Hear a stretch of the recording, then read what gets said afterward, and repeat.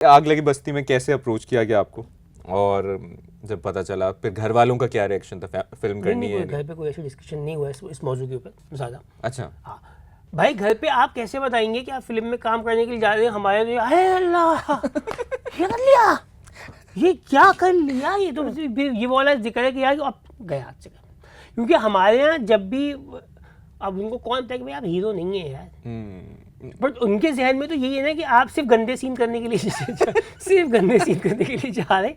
उनको तो नहीं पता कि यार ये फिल्म में 5-6 और भी तो एक दुनिया है। ठीक है, बाकी जो और पाकिस्तानी मूवीज़ के अंदर तो का एक वो भी तो बना हुआ है ना, कि जिसके अंदर गुंडे बदमाश आ रहे हैं, लड़कियों को लोग कंधे पे उठा के निकल रहे हैं, खेतों के अंदर ऐसा डांस चल रहा है कि उसके बाद उसमें बीज डाला जा रहा है और फसल निकल रही है, हीरोइनें ज़मीन पिलपिली कर रही हैं, और मतलब इस टाइप का था। तो और उन कहते हैं इससे तो बेहतर है कि जॉब ही कर लो। तो मगर आग लगी बस्ती का एक बहुत होलसम एक्सपीरियंस रहा है मुबशिर भाई। मुझे तो मैं कहूँगा एक लिहाज से अल्लाह का बड़ा करम है, मालिक ने इतनी आसानी की इस चीज़ के लिए। उनकी सीधी सी बात है, हमने आज तक भाई कोई बड़ा कैमरा या कुछ मोबाइल कैमरा ही देखा है, हमें थोड़ी पता है किस कैमरे पे देख के क्या बोलना है, कितनी दफ़ा बोलना है। और एक्टिंग तो आनी चाहिए, आपके असाब भी होने चाहिए इस काम को संभालने के लिए, क्योंकि वो एक बहुत बड़ा सेट होता है।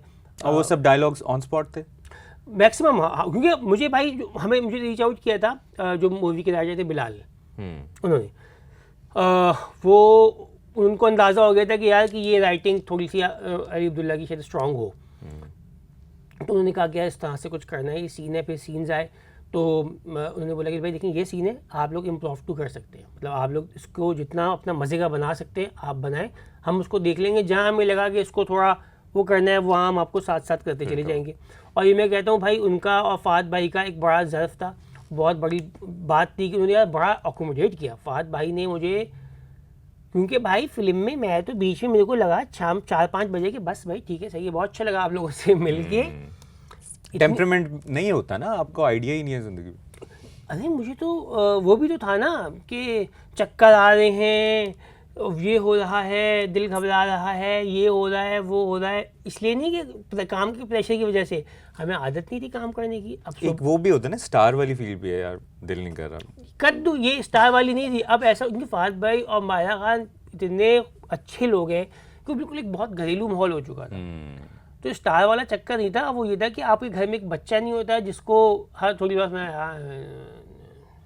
बहुत फिर बोलूँगा मैं ये बात कि फिर बोल रही है बात, और हम चूँकि और फिर दोबारा हंसाना, वो अजीब सा ऑकवर्ड सा हो जाता। और फिर ये था कि क्योंकि आप बहुत सारे जुमले इम्प्रोम्प्टू बोल रहे थे, तो आपने जो पहले बोल चुके थे दूसरी दफ़ा में आप एक नई बात बोलते थे, और तीसरी दफ़ा में आप नई बात बोलते थे। तो उन लोगों ने बड़ा उसको समझाया, बड़ा अच्छे से उसको लेके चले, उन्होंने बहुत मुझे अकोमोडेट किया, मुझे बहुत सिखाया, बहुत लर्निंग हुई। शुरू के 1-8 दिन मुझे थोड़ा सा एडजस्ट होने में हुआ, मगर फिर वो अल्हम्दुलिल्लाह वो बड़ा। और जो हाथ जो काबिला काटा गया था हाथ, वो मैंने कोई 3 महीने नहीं धोया था हाथ। वो स्क्रिप्ट में था और या नहीं, वो सीन था क्योंकि वो गन गिरनी थी इस तरह से, मगर कि वो जो आप नॉक करेंगे दरवाजे के ऊपर, वो सारे डायलॉग्स, आप कमरे में एंटर होंगे तो क्या बोलेंगे, जावेद शेख वॉशरूम से निकलेंगे तो आपने क्या, ये वो सब चीज़ें हमने बड़ा इम्प्रोव टू की, और वो बहुत अच्छा था। स्पेशली मेरा और ताबिश भाई का जो सीन था, जिसके अंदर मैं ताबिश भाई के पास पहुंचता हूँ और बोलता हूँ कि वो वेपन खोल लेते, बंद कर देते, 9mm 12mm दशक्का rocket launcher,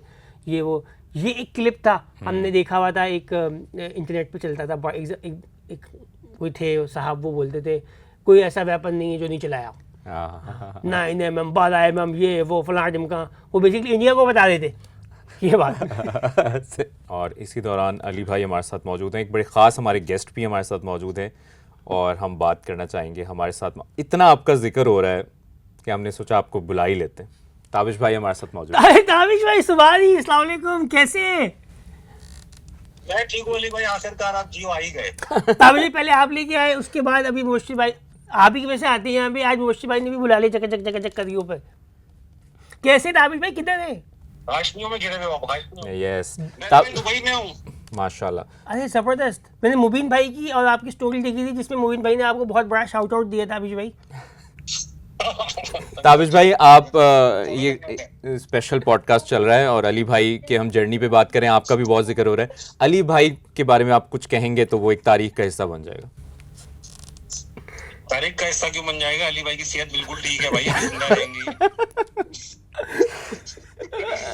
Ali भाई के बारे में मैं सिर्फ इतना कहूंगा कि ये एक हीरा थे और हीरा रहेंगे इंशाल्लाह।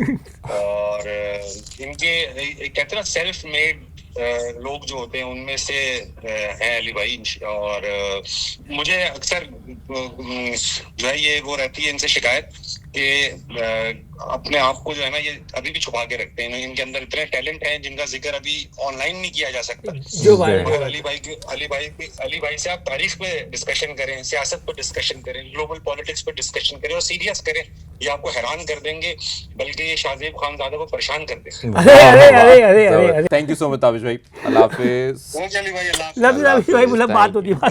अल्लाह हाफिज। मगर मैं ये कहना चाहूँगा कि यार मैंने गिव अप नहीं किया। बहुत सारे बच्चों को जो मेरे पास आते हैं वो ये कहते हैं कि अली भाई हमें यूनिवर्सिटी ज्वाइन नहीं करनी है, या हमें कॉलेज छोड़ के हम नापा ज्वाइन कर लेंगे, हम जो है थिएटर करना चाहते हैं। तो यार मैं अगर MBA मैंने किया ना तो इसने मेरे सारे काम में बहुत वैल्यू ऐड की है। सही है, ये पढ़ाई छोड़ देना कोई इस चीज़ का वो नहीं है, इससे कोई फ़र्क नहीं पड़ेगा।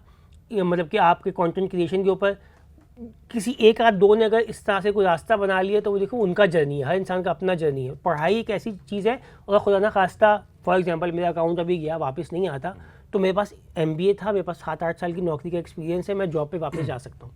थोड़ी मुझे मुश्किल होगी बट मैं कॉर्पोरेट वापस ज्वाइन कर लूँगा, मैं यूनिवर्सिटी में पढ़ा लूँगा, मैं कुछ कर लूँगा। जैसे आप बुढ़ापे में बात कर रहे हैं, मैं किसी यूनिवर्सिटी में प्रोफेसर लेक्चरर लग सकता हूँ। मतलब के कुछ एक मेरे पास ऑप्शन है।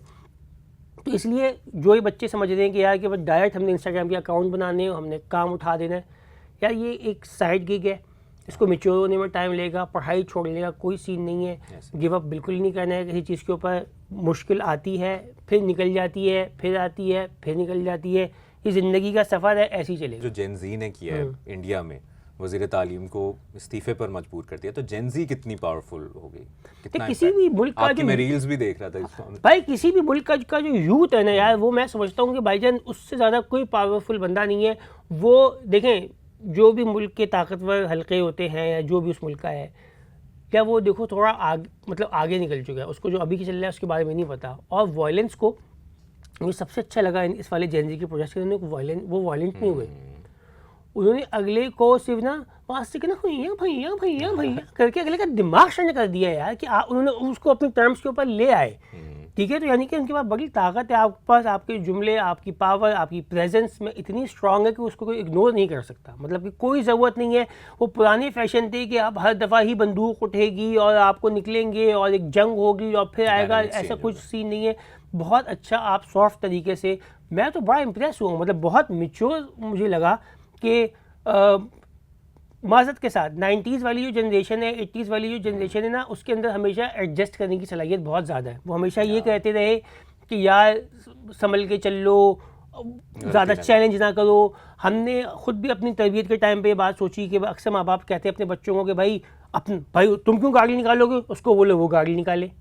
अपना बचाओ, दूसरे को सामने रखो, तुम्हें आगे आगे जाने की ज़रूरत नहीं है, किसी के साथ बुरा हो रहा है तुम्हें कुछ करने की ज़रूरत नहीं है, वरना पुलिस थाने कचहरी, उस चक्कर में जालिम एम्पावर होता चले गया ऐसे।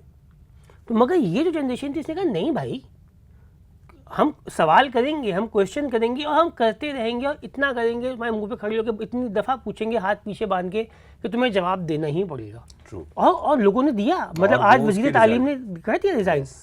ये रिजल्ट्स आने शुरू। पाकिस्तानी जेन ज़ी भी इतनी स्ट्रांग है? पाकिस्तान जेन ज़ी बहुत स्ट्रांग है, बहुत ज़्यादा स्ट्रांग है। मतलब कि यूथ के अंदर सवाल पूछने की आदत है। पर देखिए हमारे यहाँ के सर्कमस्टांसेस हैं, हर एपिसोड एक जैसा रिपीट नहीं हो सकता। और पाकिस्तान के अंदर बार बार रोडों के ऊपर आना, हमारे मुल्क की इकॉनमी, बहुत सारी चीज़ें इसकी मुतहम्मिल नहीं हो सकती। बहुत सारे लोग मुझे इस बात पे अग्री नहीं भी करेंगे, बहुत सारा, मगर हमें संभल के चलना है भाई, हमारे अपने सर्कमस्टांसेस